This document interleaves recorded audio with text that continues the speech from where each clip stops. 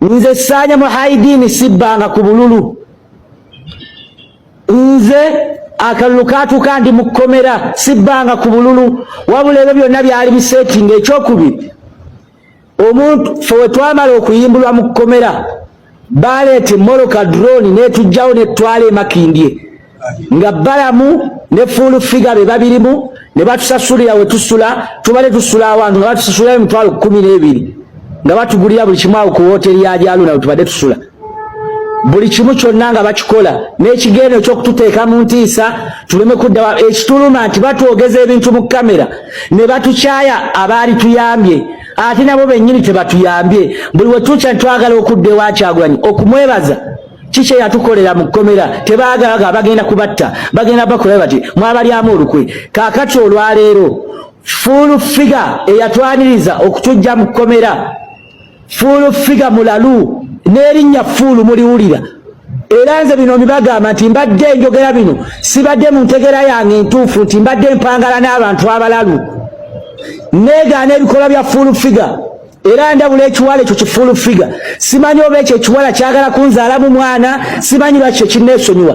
Nze siri mugoberezi w'NRM ndi musajja munnanuupu era njagala kufiirira nsi yange. Ekyo nkimanyi mujja kunkuba amasasi naye ekijja kijje. Nsazeewo nga ndaba nti mubutuufu sirina ngeri gye ngenda kusisinkana Allah okulaba nga ntambuza obulimba. Ekyokubiri, baavayo ne banjogeza ebintu by'ebisiyaga ku Kyagulanyi. Ebintu ebyo mbisazaamu. Kyagulanyi mukyala w'amanyiddwa wabula gavumenti evaayo n'ekwata ebisiyaga n'ebiteeka ku Kyagulanyi n'ekigendererwa ekyokwagala omwonoona. Njagala okusaba mukwano gwange Kyagulanyi bwangulira ebigambo byange bino nsaba musisinkane kuba munoonyeza abuze noonyeza Kyagulanyi abuze ate ku kitebe kya Nuupu ntyayo bafuutu soja bamponinga nti webanandaba bajja kunsalaasala. So mbadde mbasaba Bannayuganda nze Sanya sivanga mu struggle. Full Figure struggle yayagala tugiremu enkoko yatugulira bugulizi nkoko n'atulekaawo essimu zaffe n'aziggyako n'atuteeka mu blacklist essimu tuzikuba tazikwata. Essaawa eno obulamu bwange tebuli safe. Asobola okunfulumya eggwanga mwaniriza kubanga wentuuse ndaba nga obulamu bugenda kusaanawo. Olivia Lutaaya mwebaza kubanga yatusinga kubanga nze ebintu bye nali nkoze emyaka gyonna gavumenti yayagala mbyonoonere mu sekendi oba oli awo singa ndi wala naye ku nkomerero gavumenti yayagala ebintu bye nali nkoze legase yange okuyimirira okunywerera ku kituufu yayagala mbikyuse ku nkomerero era ne bankozesa buli kimu nayagala nkibakolere olw'okubeera nti ennaku yali etuluma nayagala nkole ekyo mbasanyuse olw'okubeera nti twali tukooyeeyo twali tutuuse mu mbeera enyigirizibwa nga tulaba kutaasa bulamu ne tusalawo tukole ekyo. Bino byonna ebyokwokya ebippira wali mu Butego. Ebintu ebisinga mbagambye mmwe bannamawulire nti tubadde tuseetingibwa naddala nze babadde bampaledinga ne bangulira obugoyegoye nti jangu oyogere bw'oti nga nebyenjogerera ebimu bibadde bikolebwamu bingi ensobi. Balamu Balugahala ono omutegesi w'ebivulu muwa obubaka nti nze Sanya sirokokangako nze nkyali munna era bampita musaayi gwa Bobby sivanga mu Nuupu ekyo teyerimba. Bw'aba baagenda ne bafeera mu 7 ne bamuggyako obuwumbi bwa sente nti bagenda kulokola abaana ba Nuupu babawa obuyambi. Sente gavumenti mu 7 ze yakwata nawa Balamu teyazituwa yazirya. Era olwaleero endagaano gye mwankozesa nti nina kubawagira nga nvudde mu kkomera ngisazizzaamu nzize wa musajja wange Kyagulanyi. Mwebaza okutulabirira mu kkomera. Mwebaza tubadde mu kkomera nga Kyagulanyi buli mwezi atuweereza emitwalo 10. Ebigambo byange oba oli awo abantu bagenda byeraliikirira naye ku mulundi guno bino byenjogedde nnyinza obutabi tebigenda kukyusibwa olw'ensonga nti nafunye essimu gye buvuddeko ng'abasajja baŋŋamba nti kyekiseera neeteeketeeke ŋŋende bantwale gye natereka emmundu nze gye sirina bannange nze ndi muwagizi ate alina wadde emmundu ate alina wadde mucaka sitendekangako wadde mucaka gwomu kuba kolanga bibbo mu bikole kyekyo n'akabinja kange era nze yali akakulira era nga wobadde olaba ebbanga lyonna nga bwogambye muganda wange Adamu nti twatuuka ekiseera twali tuwagirwa Kyagulanyi nga yatuteekamu ssente okukola ebintu ebyo naye tulina we twatuuka. These are serious allegations muganda wange. Mwali muwagirwa mwami Kyagulanyi? Nze sinywa mwenge bamanyi musajja musiraamu siina kyennoonya nasazeewo eggwanga lyonna kutambula nga nja kutuuka ku buli wamu naye nja kuvaayo n'amazima ku buli kye ngenda okwogera. Nkugambye twali tuwagirwa Kyagulanyi era nga atuteekamu ssente tukume ebipiira tukole bomu ebikolerere mwabiraba byabalukanga ku motoka za gavumenti twali tutayekinga motoka za gavumenti buli gye tusangako yugi nga tugikuba tugisuulamu ekicupa. Nze ndi muwagizi ataalina wadde mundu ataalina wadde mucaka sitendekangako wadde mucaka. Oli ku Yugi Updates TV kosinzira okuba ng'otuwuliriza mukwano gwange yonna yonna gy'oli. Ebigambo bya Muhammadi Sanya mubiwulidde baganda bange. Sina kye mbyogerako kye nnyinza byongerezaako okuggyako kye ndabyemu. Abula kansooke ntuukisiza obubaka eri mmwe abagoberezi ba Yugi Updates TV. Mwebale kwekuumira ku mayengo gano, mwebale kubeerako. Gwe naawe ayagala otugoberera otwegattako genda wansi waliwo ekigambo subscribe kikooneko osobola okuba nga otwegattako ku mulamwa gw'olwaleero kuba guguzitowamu. Gwa kakati kye njagadde okwogera kino ekintu si kyangu nga bwe mukisuubira ate era kizito nnyo.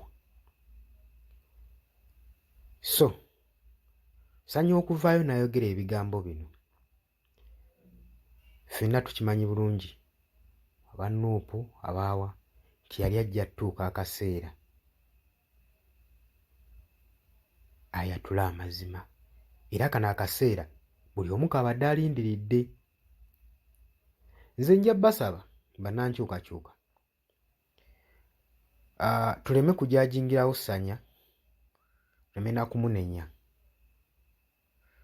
tumuwooyewooye ng'omwana abadde adduse ewaka nga tamanyi nsobi gy'alimu. Kubanga kati ku ngeri Sanya gy'abadde ayogeramu ne ku message gy'abadde awa feeling z'abadde nazo